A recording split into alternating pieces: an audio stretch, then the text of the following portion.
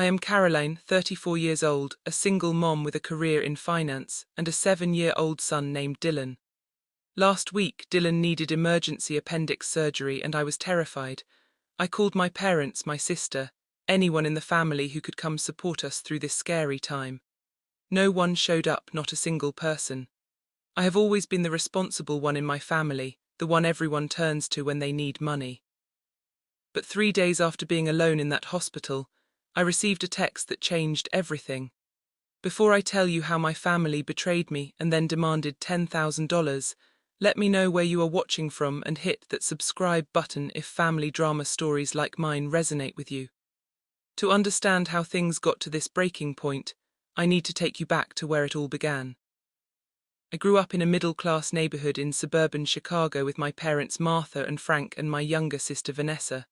From the earliest days I can remember, there was always an unspoken hierarchy in our household. Vanessa was the golden child and I was the responsible one. Our childhood photos tell the story better than words could. Vanessa in dance recital costumes with our beaming parents.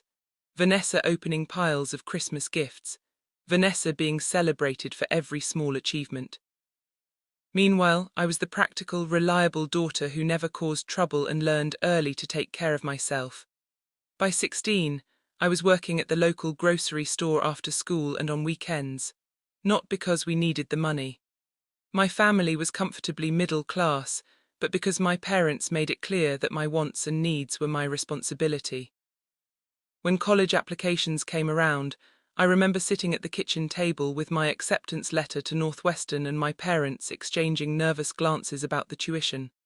"We just do not have that kind of money set aside for you, Carolyn," my mother said, stirring her coffee. "We always figured you would get scholarships or go somewhere less expensive." What she did not say was that they were saving for Vanessa, who was 2 years behind me. I took out student loans, worked 30 hours a week during school and graduated with a business degree. Meanwhile, Vanessa attended 3 different universities over 6 years, changing majors repeatedly with our parents covering every cent. My first job was as a bank teller. I was 22, eager to build my career and pay down my student loans. I rented a tiny studio apartment and packed lunches every day to save money.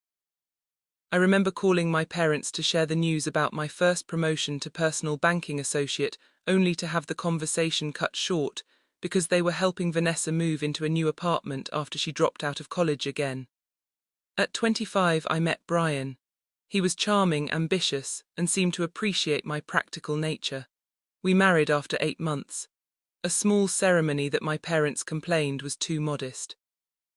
We always imagined giving one of our daughters a proper wedding. My mother sighed, though they contributed nothing to the costs. Brian and I both worked hard, and within 2 years I was pregnant with Dylan. It was during my pregnancy that I received my biggest promotion yet, financial advisor at one of the most prestigious firms in Chicago. Brian seemed supportive at first, but after Dylan was born, things changed. He worked later and later, became irritated by the baby crying, and eventually admitted he was not ready for fatherhood. By the time Dylan was 2, the divorce was finalized. Brian pays his child support on time but has minimal involvement in Dylan's life. Every other weekend turned into once a month, then occasional holidays. I do not badmouth him to Dylan, but the reality is that I am essentially raising our son alone.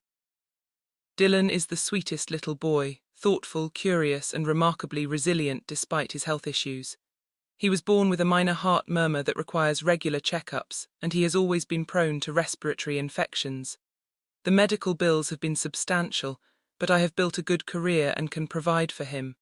What I cannot give him is an extended family that truly cares. Throughout all these years, a disturbing pattern formed with my parents and sister. They rarely called to check on us or visited unless they needed something. And increasingly, what they needed was money.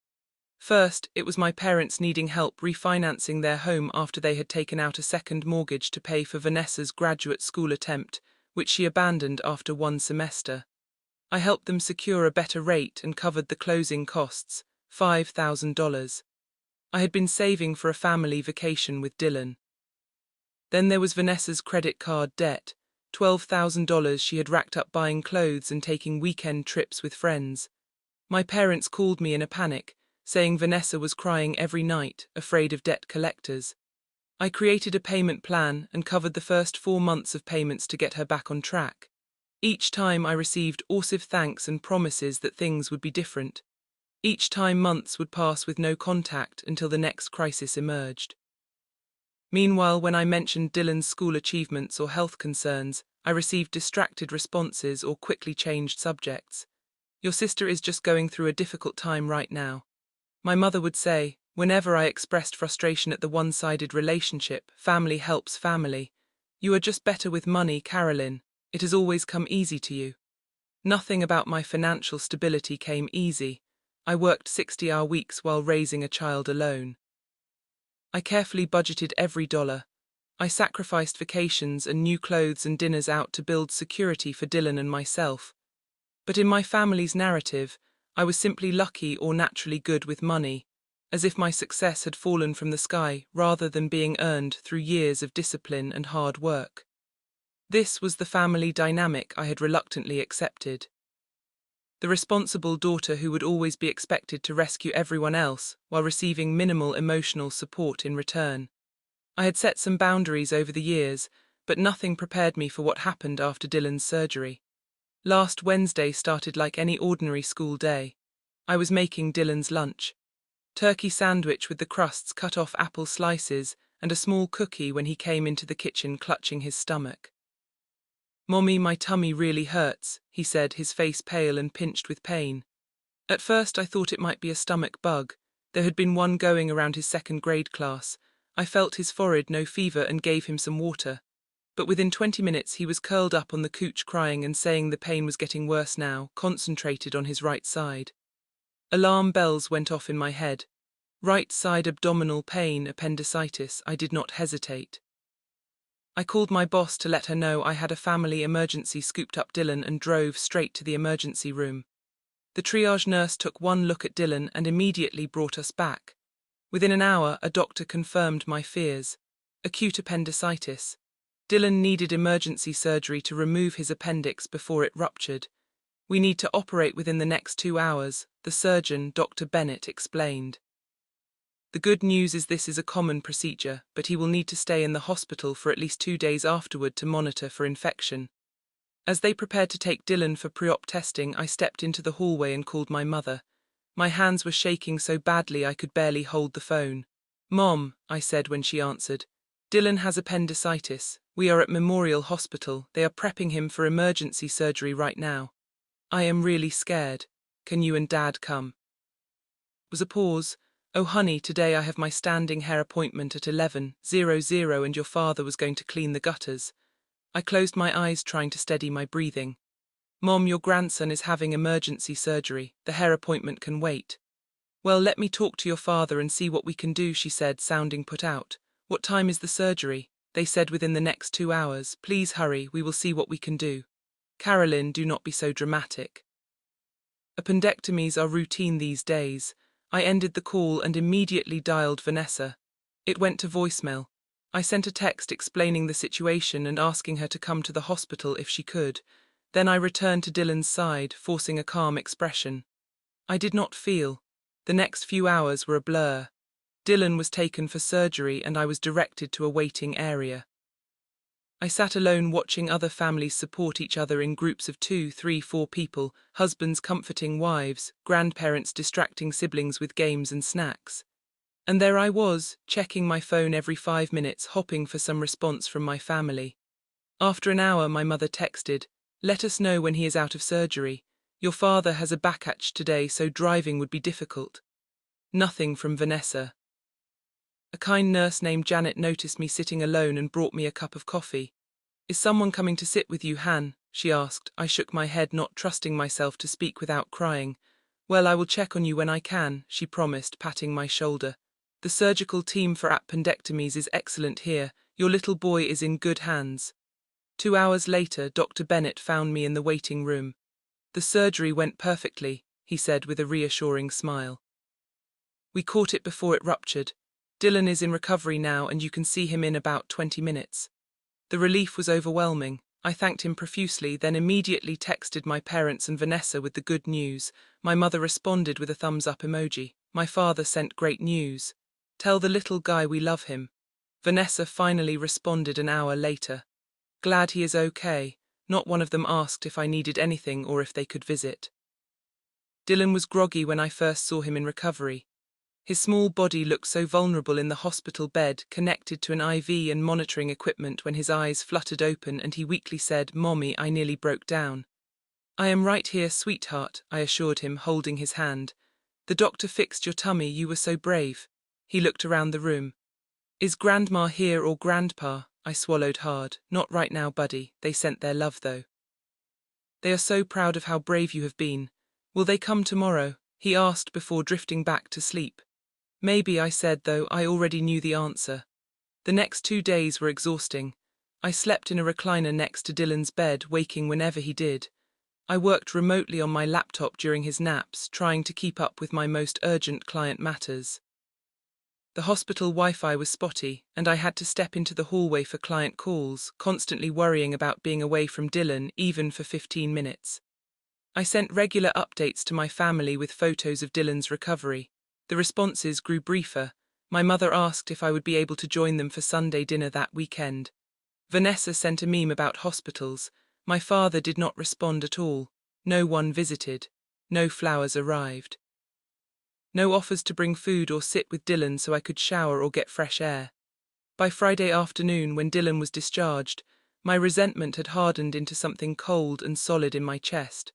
As I helped my son carefully into the car, mindful of his incision site, I made a silent promise to myself that something would have to change. At home, I settled Dylan on the couch with his favorite stuffed dinosaur and a Disney movie. I ordered pizza delivery for dinner, a special treat, and sat beside him, stroking his hair as he dozed off and on, still weak from the surgery and medication. "Mommy," he asked during a quiet moment, "are Grandma and Grandpa mad at me?" "No, sweetie," I said, my heart breaking. "Why would you think that?" "Because they did not come see me in the hospital. Mason's grandparents brought him a teddy bear when he broke his arm." I took a deep breath. "Grandma and Grandpa love you very much. They have just been very busy. It is not your fault at all." He seemed to accept this, but I saw the hurt in his eyes. At 7 years old, he was already learning a painful lesson about our family's priorities. That night, after Dylan was asleep in his bed, I allowed myself to cry for the first time since this ordeal began. I cried for my son, who deserved so much more support than he received. I cried for myself, always giving and rarely receiving, and beneath the sadness was a simmering anger that would soon boil over in ways my family never expected. Sunday morning dawned bright and clear. Dylan was recovering well at home, moving around more comfortably and even asking for pancakes for breakfast. His appetite returning was a good sign. As I mixed the batter, my phone chimed with a text. It was from my mother. "How is Dylan feeling?" It was the first time she had initiated contact since before the surgery. I texted back. "Much better, thanks, eating well today and moving around more easily." I set the phone down and poured batter onto the griddle. Before the first pancake had even started to bubble, my phone chimed again. I glanced at the screen and nearly dropped the spatula. "Good to hear. Listen, we need to talk about something important. Vanessa is engaged. Tyler proposed last night. She needs $10,000 for her dream wedding dress. Vera Wang wants a lifetime opportunity. The boutique is holding it but needs deposit by tomorrow.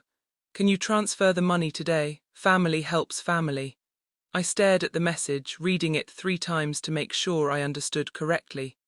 My son had just had emergency surgery. No one from my family had visited or offered any meaningful support. And now, 3 days later, they wanted $10,000 for a wedding dress. I flipped the pancake, which had now burned on one side, and tried to compose myself before responding. My first instinct was to fire back an angry message, but Dylan was sitting at the kitchen island watching me with curious eyes. "Is that Grandma?" he asked hopefully. "Yes, buddy," she says, is high. The lie tasted bitter. "Your pancake is almost ready." I decided not to respond immediately. I served Dylan his breakfast, made sure he took his medication, and settled him in the living room with Legos. Then I returned to my phone, which had accumulated 3 more messages. From Mom, did you see my text about Vanessa's dress? They need an answer today. From Dad, your mother told you about the dress. Vanessa found the 110,000. I know it sounds like a lot, but this is her special day. Call us from Mom again. The boutique closes at 5 today. You are the only one with money to spare. We would not ask if it was not important. I sat down at the kitchen table, a cold feeling spreading through my chest. Money to spare. After paying thousands in medical bills that my insurance did not fully cover, after taking unpaid time off work to care for my son, my phone rang. It was my father. Carolyn, he said without preamble when I answered, did you get your mother's messages about the dress? I did, I said carefully. I am a little surprised by the timing. What does timing have to do with anything? Your sister is getting married. Tyler comes from money and they are expecting a certain level of wedding.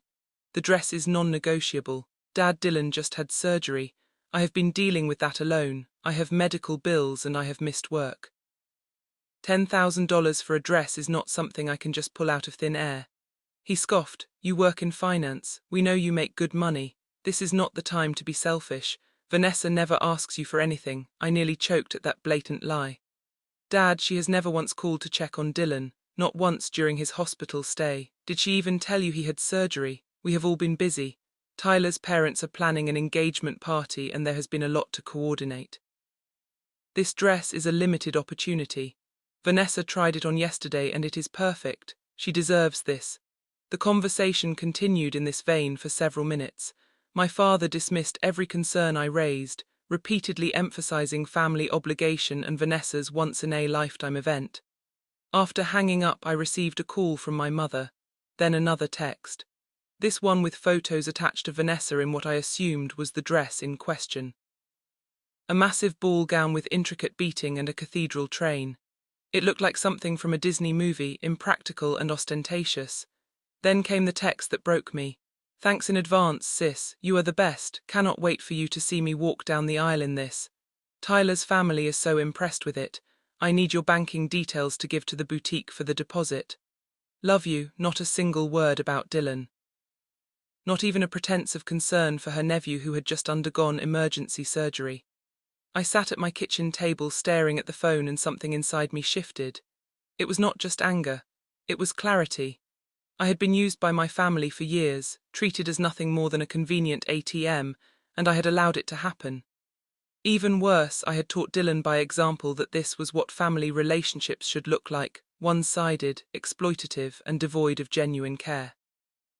As a financial advisor, I had counsel-edged clients about financial boundaries and even recognized signs of financial abuse in their relationships. Yet I had failed to apply the same standards to my own family situation. I had enabled their behavior time and again, always hoping that the next time would be different. Looking at my financial situation objectively, I was comfortable but not wealthy. I had a mortgage on a modest 3-bedroom home. I had established a college fund for Dylan that was growing steadily, but would need years more of contributions. I had an emergency fund that this surgery had already dipped into. And I had retirement savings that were on track, but certainly not excessive.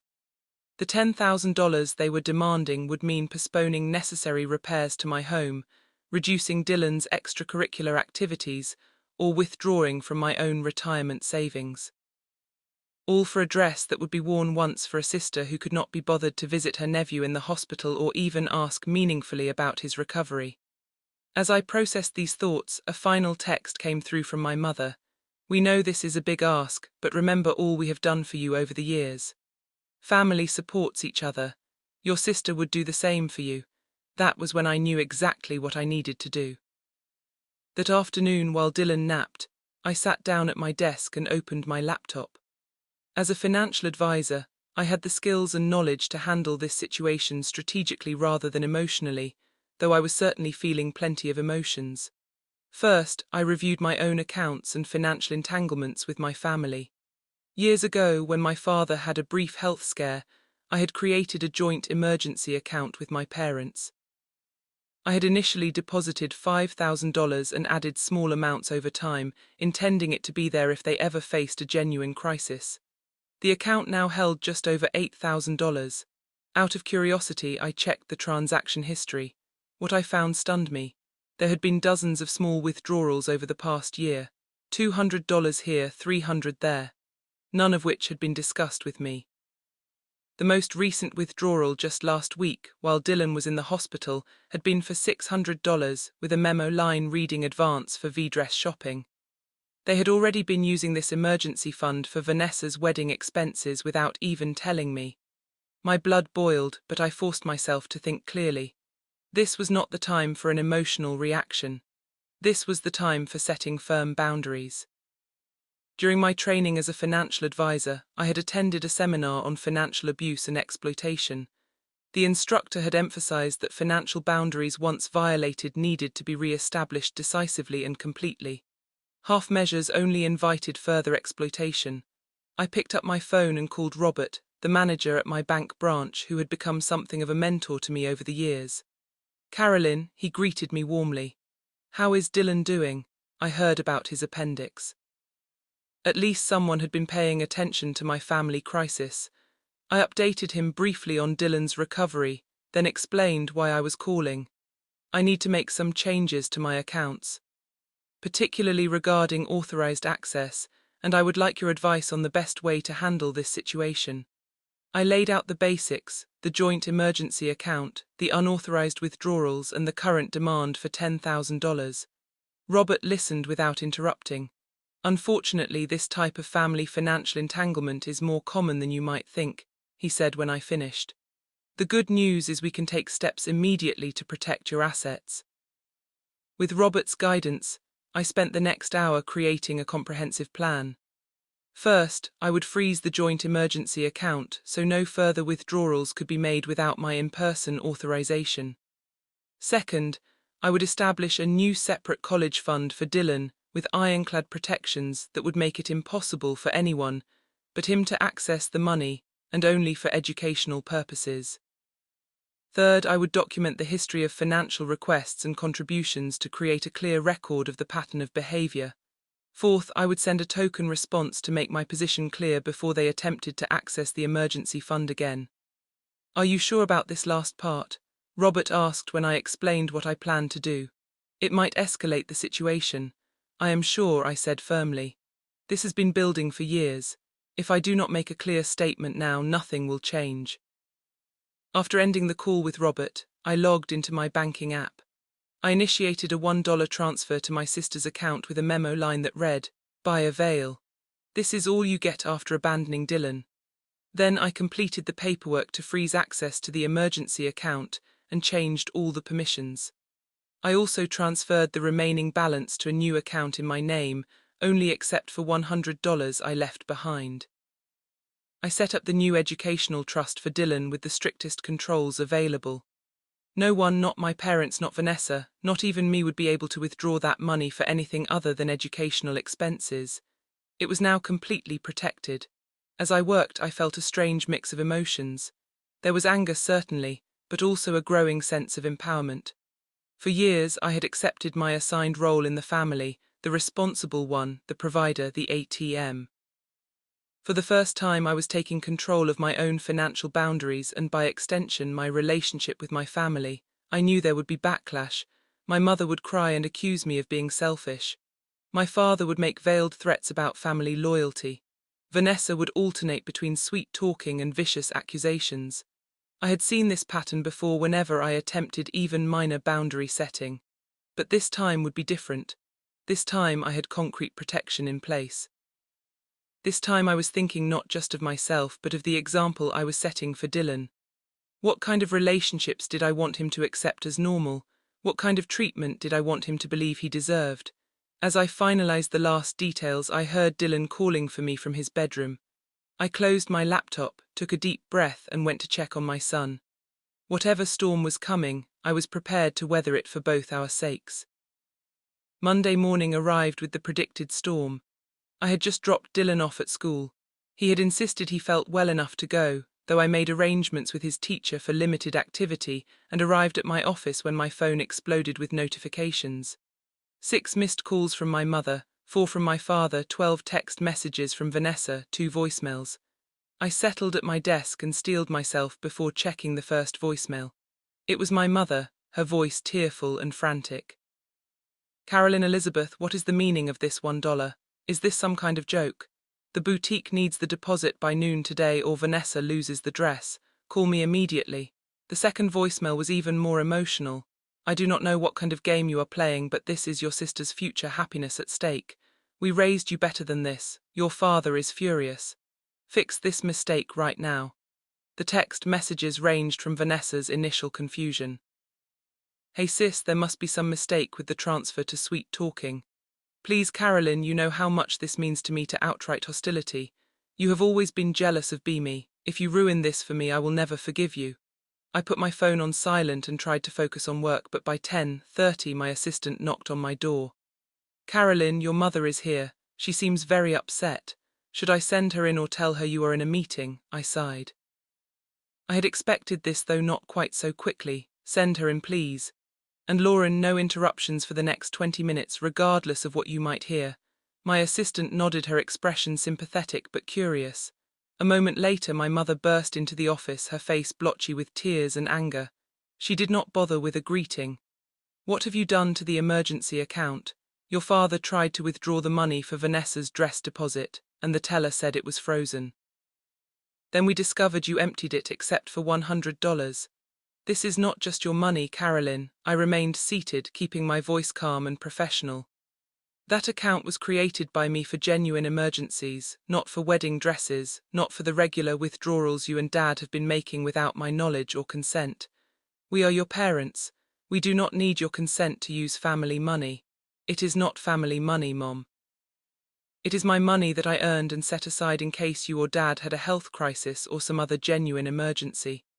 Over the past year you have withdrawn nearly $4,000 in small amounts without once mentioning it to me. She waved her hand dismissively. Small expenses, nothing worth bothering you about, but this dress is important, Carolyn. The boutique will not hold it past noon. Vanessa is devastated. Dylan had emergency surgery last week, I said quietly. None of you bothered to visit him or offer any meaningful support. He asked me if his grandparents were mad at him because they did not come to the hospital. For a brief moment I saw a flicker of shame cross my mother's face, but it was quickly replaced by indignation. We were busy and hospitals are depressing. We sent our love. A text message is not support. Mom, being there for family during a crisis, that is support. A $10,000 wedding dress is not an emergency. My mother's voice rose, and I was grateful for my office's solid door. You have always been jealous of Vanessa, always trying to make her special moments about you. First you refused to help.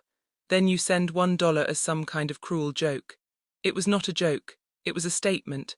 I am done being the family ATM while receiving nothing but token attention in return. I have my own family to think about. Dylan, my priority is his well-being and future, not Vanessa's one-day princess fantasy. The argument escalated from there. My mother's voice grew louder until I was certain everyone in the office could hear despite the closed door. She brought up every perceived slight from childhood, accused me of ingratitude for all the sacrifices they had made for me, and eventually resorted to threats. If you do not fix this right now, you can consider yourself no longer part of this family. Something inside me went very still at those words. Is that really how you measure family, Mom, by financial transactions? Because if withdrawing financial support means I am not family, then what does it mean that none of you provided emotional support when Dylan was in surgery? Were you already not acting like family then? She had no answer for that. Instead, she grabbed her purse and stood up. This is not over. Your father will be calling you. You have until noon to make this right. As she stormed toward the door, she turned back with a final shot. And do not bother coming to Sunday dinner anymore if this is how you treat family. After she left, I sat at my desk, shaking slightly but feeling strangely calm. I had expected anger, but the reality of facing it was still jarring. My assistant poked her head in a few minutes later. Everything okay? I think the entire floor heard parts of that. I gave her a weak smile. Family drama, nothing to worry about.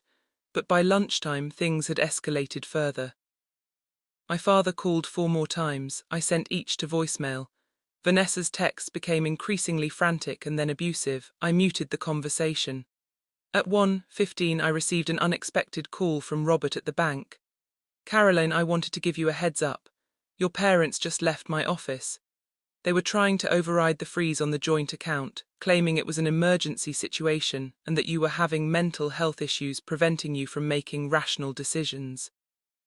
I gasped, they what? They also attempted to file a fraud report claiming you had unlawfully transferred funds out of a joint account. I explained that as the primary account holder who created and primarily funded the account, you were within your rights to make those changes. I appreciate the call, Robert. I am sorry you got dragged into this.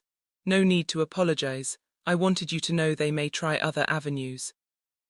They mentioned possibly contacting your firm's management to discuss your concerning behavior. I thought you should be prepared. After thanking Robert again, I immediately went to my supervisor's office to explain the situation before my parents could call with false claims about my mental stability. Nancy, my supervisor, for the past 5 years, listened with growing concern. I had no idea you were dealing with this kind of family pressure, Carolyn, she said when I finished. If they do call, I will handle it appropriately. And if you need any time off to deal with this situation, just let me know.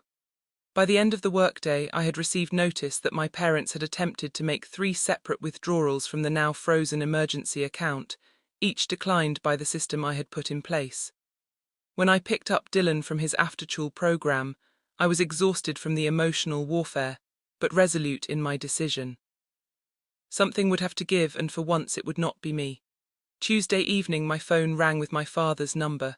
I had been ignoring their calls all day, but something told me to answer this one. Carolyn, my father's voice was tight with controlled anger. We need to have a family meeting tonight, 7:00 at our house. I cannot do tonight, Dad. Dylan is still recovering and I do not want to leave him with a sitter so soon after his surgery. Then bring him. This needs to be resolved immediately. Is this about Vanessa's dress? Because my answer has not changed. This is about much more than the dress now. You have made serious accusations and taken actions that affect this entire family. 7:00. He hung up without waiting for my response. I stood in my kitchen considering my options. I could refuse to go, but that would only escalate the situation further. If this confrontation was inevitable, perhaps it was better to face it directly and on my terms. I called my neighbor, Miss Jenkins, a retired teacher who had become a friend and occasional backup caregiver for Dylan. She readily agreed to watch him for a few hours, understanding from my tone that this was important. Take all the time you need, she assured me. Dylan and I will bake cookies and watch that space documentary he has been talking about. Before leaving, I gathered documentation. I had prepared a spreadsheet detailing every financial contribution I had made to my family over the past decade, totaling more than $50,000. Bank statements showing the unauthorized withdrawals from the emergency account, and copies of text messages showing the pattern of contact only when money was needed. Armed with evidence and resolve, I drove to my parents' house, the same split-level home where I had grown up. As I parked in the driveway, I noticed Vanessa's car already there along with an unfamiliar luxury SUV that I guessed belonged to her fiancé Tyler. My mother answered the door without a greeting, simply turning and walking toward the living room where the others waited. My father sat in his recliner, his position of authority during family discussions since my childhood. Vanessa and a tall, well-dressed man I assumed was Tyler sat on the couch. Everyone looked up as I entered, their expressions ranging from anger to discomfort. Sit down, my father instructed, pointing to a dining chair that had been placed opposite everyone else. The hot seat. I remained standing. Before we start, I want to be clear about something. I am here to discuss the pattern of financial and emotional exploitation that has characterized our family relationships for years. I am not here to be guilted, manipulated, or bullied into providing money for Vanessa's wedding. Exploited, Vanessa stood up, her face flushed. Are you serious right now? Just because I asked for help with my wedding dress? This is not about just the dress, Vanessa. This is about years of one-sided support, about the fact that none of you showed up when Dylan was in surgery, and about the unauthorized withdrawals from the emergency account I established. What unauthorized withdrawals? Tyler spoke for the first time, looking confused. What emergency account? I realized in that moment that Vanessa's fiancé likely had no idea about the family's financial dynamics. This was confirmed when my mother quickly interjected. That is not relevant to the current discussion. Tyler, we are here to talk about Carolyn's refusal to help with wedding expenses. I addressed Tyler directly. I created an emergency fund for my parents years ago. Without my knowledge, they have been making regular withdrawals, including funds for Vanessa's wedding preparations. When I discovered this and froze the account, they tried to claim I was mentally unstable to the bank manager. Tyler's eyebrows shot up and he turned to look at Vanessa. Is this true? You told me your sister refused to contribute to our wedding, not that your parents were already using her money without permission. Vanessa looked trapped. It is not like that. Mom and Dad said the account was for family needs, and the wedding is a family need. $10,000 for a dress is not a need, I said firmly. And speaking of the dress, Tyler, did you know that was the amount being requested? Tyler's expression darkened. 10,000. Vanessa told me the dress budget was 2,000, which I already thought was excessive. The room fell silent. My mother glared at me for revealing this information while Vanessa suddenly became very interested in her manicure. I pulled out the folder of documentation I had brought. I think it is time we put all the cards on the table. This is a record of every financial contribution I have made to this family over the past 10 years. I handed copies to each person in the room and continued speaking as they looked at the spreadsheet. $53,820. That includes helping with the refinance of this house, paying off Vanessa's credit card debt twice, covering Dad's medical bills when he had pneumonia, and dozens of smaller loans that were never repaid. What it does not include is any record of emotional support flowing in the other direction. The room remained silent as they absorbed the information. Tyler looked increasingly uncomfortable, darting glances at Vanessa and my parents. Last week my 7-year-old son had emergency surgery. I called each of you asking for support, not money, just your presence. None of you showed up. Not once during his 3-day hospital stay. Dylan asked me if his grandparents were mad at him because they did not visit. My mother had the grace to look ashamed, but my father maintained his defensive posture. We explained why we could not come. You are making this into something it is not. Am I? Because 3 days after you could not be bothered to visit your grandson in the hospital, you demanded $10,000 for a wedding dress. How exactly should I interpret those priorities? I turned to Tyler again. Did you know about Dylan's surgery? He shook his head slowly. No, I had no idea. Vanessa shot me a venomous look. Stop trying to make Tyler think badly of us. This is just your jealousy talking. You have always resented that Mom and Dad love me more. The room went deadly quiet at her outburst. The truth that had always been understood but never spoken aloud hung in the air between us. My father cleared his throat uncomfortably. Vanessa, that is not true. We love both our daughters equally, but the damage was done. Tyler was now looking at his fiancée with new eyes, and my mother could not meet my gaze. I took a deep breath and delivered the speech I had been preparing since Sunday. Family means showing up for each other. It means celebrating successes and providing support during crisis. It means care flows in both directions, not just one way. For years I have been the one expected to give financially, emotionally, practically, while receiving token acknowledgement in return. That ends today. I am not cutting contact with this family. I am not saying I will never help in a genuine emergency, but I am establishing firm boundaries.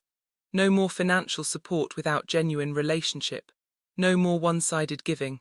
No more treating me like a convenient ATM while ignoring my son. I looked each of them in the eye before continuing. The money I have saved is for Dylan's future and our security. It is not available for designer wedding dresses or any other non-essential expenses. The emergency account will remain frozen until we have rebuilt trust, which will take time and effort on all parts. If you want a relationship with me and with Dylan, you are welcome to it, but it must be based on mutual care and respect, not financial transactions. The choice is yours. I stood up, gathering my purse and the folder of documentation. No one spoke as I walked toward the door. Just as I reached it, Tyler's voice stopped me. Carolyn, I want to apologize. I had no idea about any of this, especially about your son's surgery. For what it is worth, I think you are absolutely right about family priorities. I nodded my thanks to him, noting Vanessa's shocked expression, and left without another word. As I drove home, I felt lighter than I had in years. As if a burden I had carried so long I had forgotten it was there had finally been lifted from my shoulders. 2 months have passed since that showdown in my parents' living room, and much has changed. Dylan has fully recovered from his surgery back to his energetic self, riding his bike and building elaborate Lego structures across his bedroom floor. The physical healing was straightforward. The emotional landscape has been more complicated. For the first 3 weeks after the confrontation, there was complete silence from my family. No calls, no texts, not even the usual social media interactions. I used that time to focus on Dylan and myself, establishing new routines and priorities, free from the constant background anxiety of anticipating the next financial request. I started seeing a therapist, Dr. Morgan, who specializes in family dynamics and boundary setting. Our weekly sessions have helped me recognize patterns I had normalized for so long, the subtle manipulation techniques, the emotional withholding, the implied obligations that were never reciprocated. What you are describing is a classic family system with rigid roles, Dr. Morgan explained during an early session. You were assigned the role of provider and fixer, while your sister was given the role of being taken care of. Breaking out of these roles threatens the entire system, which is why the backlash was so severe. With her guidance, I have been working on maintaining my boundaries while processing the grief of losing the family relationship I had always hoped for but never truly had. It has not been easy, but it has been necessary. The financial freedom has been unexpectedly liberating. Without the constant drain of family emergencies, I have been able to plan a summer vacation for Dylan and me. Our first real vacation that was not just visiting relatives. We are going to spend a week at a beach resort with swimming pools and kids' activities. Dylan talks about it constantly, his excitement, a daily reminder that I made the right decision. I also started the home renovation project I had been postponing for years. Nothing extravagant, just updating our worn kitchen cabinets and replacing the stained carpet in the living room with hardwood floors. Creating a home that feels truly ours, not just a place we inhabit between work and school. The first crack in the family silence came 6 weeks after our confrontation. A letter arrived, not an email or text, but an actual handwritten letter from Vanessa. I sat on my back porch with a cup of tea, steeling myself before opening it. Dear Carolyn, it began, Tyler and I have postponed our wedding. After our family meeting, he had a lot of questions about our financial situation and expectations. We have been having long talks about priorities and values that have not always been comfortable. She went on to acknowledge, albeit somewhat grudgingly, that she had been oblivious to Dylan's surgery and health challenges. I realize I have not been the kind of aunt I should have been, she wrote. I cannot change the past, but I am trying to think more about how my choices affect others. It was not exactly a profound apology, but coming from Vanessa, it was significant. She closed by saying she was not asking for anything, just opening a door to possibly rebuild some kind of relationship in the future. I wrote back a brief, polite note, thanking her for the letter and expressing hope that her conversations with Tyler would lead to a stronger foundation for their marriage. I did not rush to forgive or pretend everything was resolved, but I did leave the door open a crack. A week after that exchange, a birthday card arrived for Dylan from my parents. Inside was a gift certificate to a local toy store and a note saying they would like to take him out for ice cream sometime if that would be okay with me.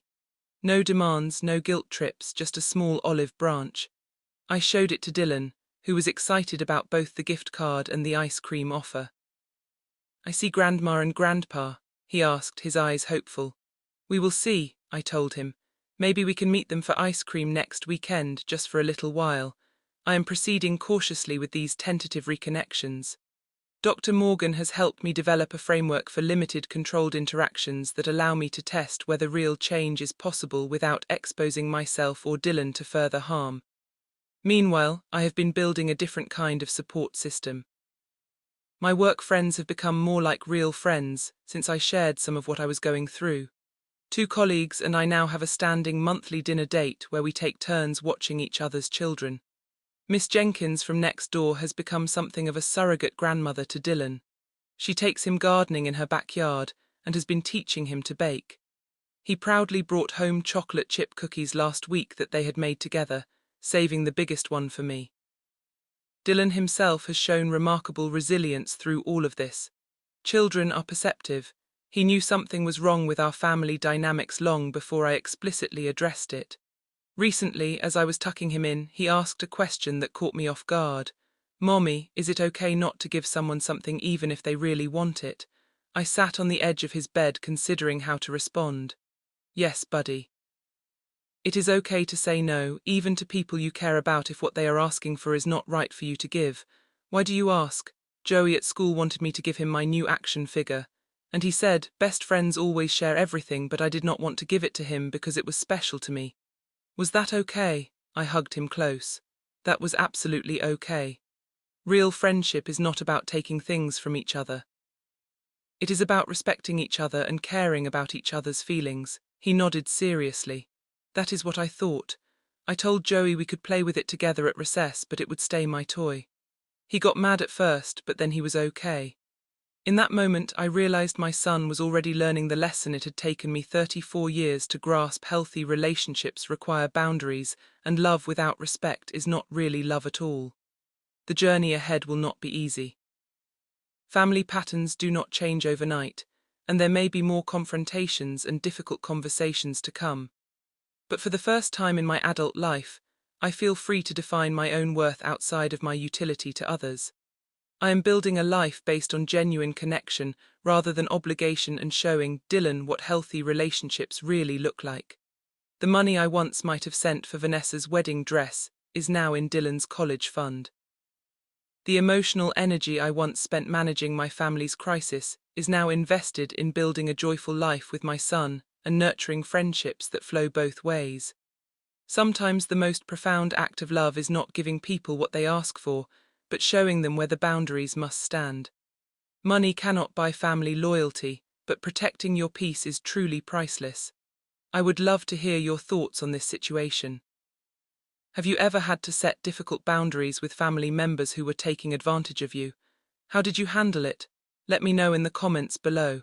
And if this story resonated with you, please like and subscribe to hear more stories about finding strength in difficult family situations. Share this with someone who might need to hear that it is okay to prioritize their own well-being. Thank you for listening to my story. And remember, you deserve relationships that add to your life, not drain it. Music.